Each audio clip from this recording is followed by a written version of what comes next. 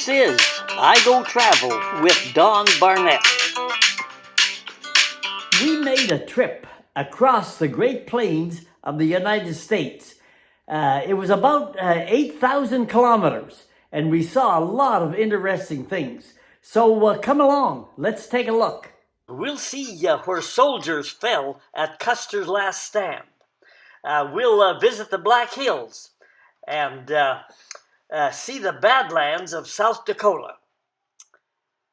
We'll find out the story about Wall Drug and how it got started, and the story of the legendary jackalope. We'll also visit a hidden missile site active during the Cold War with Russia. And we'll visit Lincoln, the capital of Nebraska, and visit the original site of the international tree planting operation called Arbor Day. Once we make the turn for home, we'll stop at the headquarters of that famous original U.S. mail delivery system called the Pony Express. Finally, we will see the spectacular erosion landscapes of arches and cliffs in western Colorado and Utah. So we have a lot to see, and we had better get rolling. We left Canada and headed in a southeast direction through Montana to the Custer battlefield at the Battle of the Little Big Horn. And then we continued on eastward to the Black Hills, another great tourist area, and continued on eventually to Lincoln, the capital of Nebraska, along the Missouri River. And then we headed a little further south and got onto Interstate 70 and drove straight west to Moab, Utah.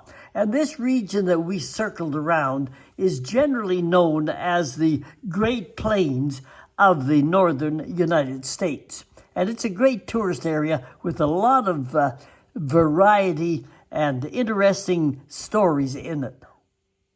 Started the trip early morning, crossed the border. Never had to stop at the Canadian border here, but entering a new country, you have to stop at their border. And it's just ahead of us. The U.S. border guards ask a few questions, like where are you going, how long will you be gone, are you carrying anything over $10,000 in cash, any liquor, drugs, guns, what kind of fresh food do you have? And we were quickly on our way. We soon crossed the Flathead Bridge across the largest natural lake west of the Mississippi River in the U.S. Already some interesting stuff early into entering the land of the Great Plains. The big water flows south from Canada. I had to adjust to driving in a non-metric country. The U.S. is not on the metric system, along with only two other countries in the world that remain on the old British imperial system of measurement. The other countries are only the Sudan in North Africa and Myanmar, formerly called Burma in Southeast Asia. Fuel in the U.S. is still measured in gallons rather than liters, and your speed is measured in the old miles per hour rather than kilometers per liter. Also, remember, highway speeds are noted in miles per hour, not kilometers or kilometers per hour. But the adjustment is pretty easy. The signs are the same as in Canada. Just pay attention. It was early spring and we ran into some light snowfall, but the highways were basically clear. As we moved south, the snow disappeared and there were signs of green grass. And there was some road construction that we ran into on occasion, but nothing too serious. Where did we stay at night? Well, if you are on the move and on the U.S. interstate highway system, overnight camping is basically free. There are truck stops and rest stops consistently along the interstate. I lifted the blind one morning and saw this big boy parked right alongside me. I often woke in the morning beside some big rig that had pulled in overnight. It pays to be a sound sleeper. Our first stop was in Montana at the well-known Battle of the Little Big Horn, where Custer and the entire 7th Cavalry of the U.S. Army was destroyed. I made some other videos of the battle itself and the Indian and military leaders of this famous battle.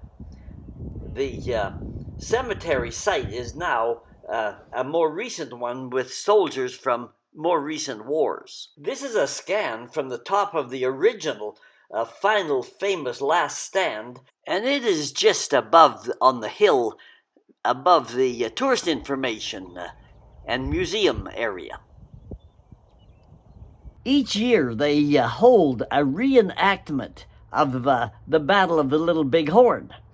And in that reenactment, at the end, they play the national American anthem.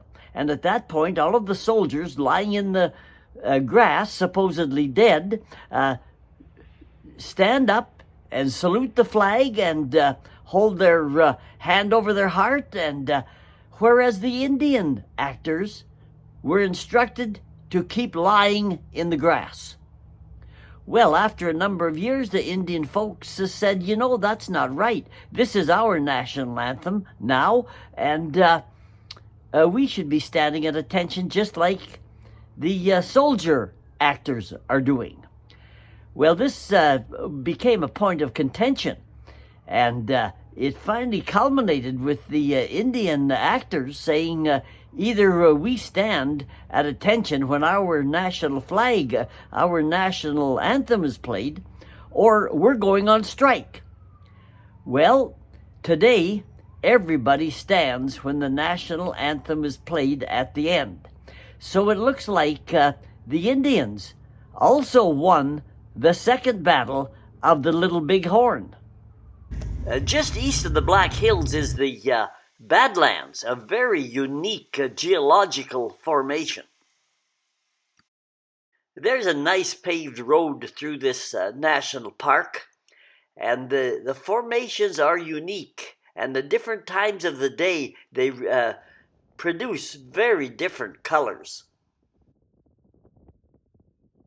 We showed you where we left Canada and stopped at the Custer battlefield in the Black Hills, and then we stopped at the famous Wall Drug just east of the Black Hills, where people made a great business by giving away free ice water. The place is advertised for miles before you get there. We also stopped at a missile site from the old Cold War days with the Russians.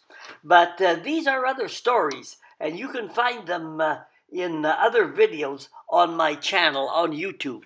Then we swung south over the sand hills of northern Nebraska.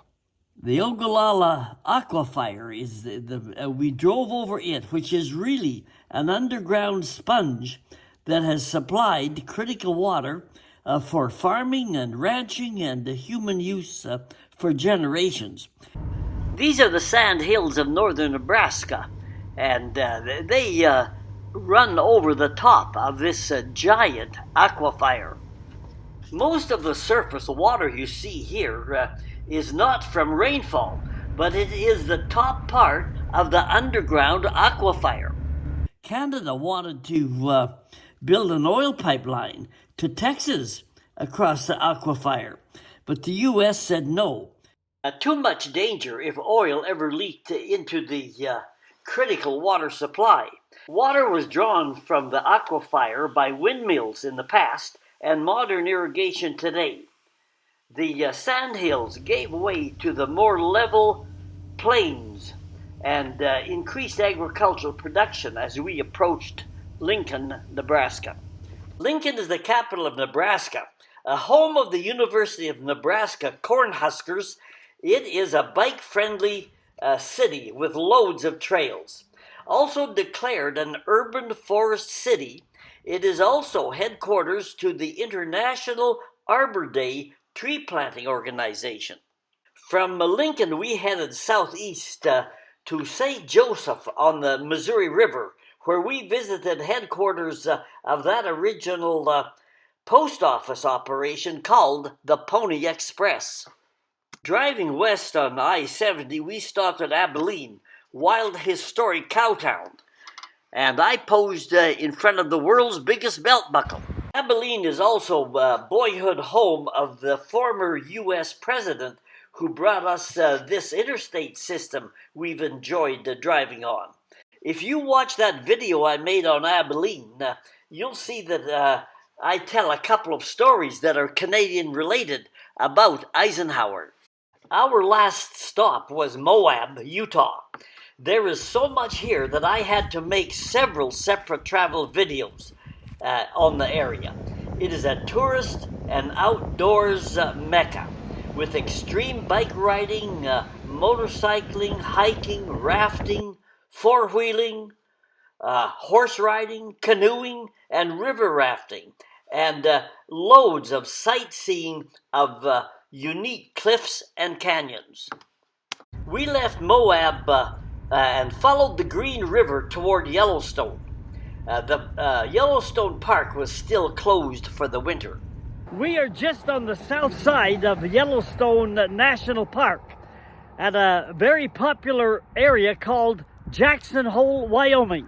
These are the Tetons just south of Yellowstone, and these antlers are a hallmark of the downtown Jackson Hole.